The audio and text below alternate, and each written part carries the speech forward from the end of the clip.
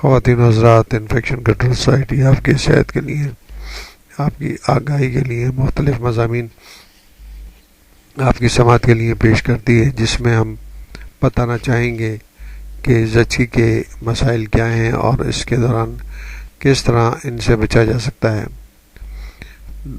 سوال یہ کیا گیا ہے ڈاکٹر فائزہ سے کہ دوران زچگی خواتین بالعموم کن کوتاہیوں کا شکار ہوتی ہیں۔ ڈاکٹر صاحبہ نے فرمایا کہ عورتیں دانستہ یا دانستہ جن غلطیوں کا شکار ہوتی ہیں، ان میں سب سے بڑی وجہ کوتاہی مناسب خوراک کا نہ ملنا ہے، اور جو بعض اوقات تو غربت کی سبب عورت کو میسر ہی نہیں ہوتی۔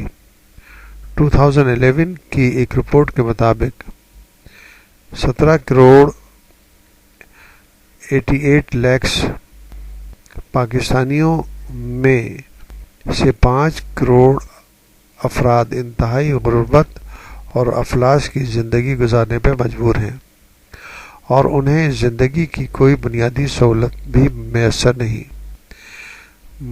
مزید کروڑوں افراد بمشکل گزارا کر رہے ہیں۔ اس سے اندازہ لگائیں کہ حاملہ عورتوں کا ہفتہ وار چیک اپ اور اچھی خوراک کیا آج بھی ایک خواب نہیں؟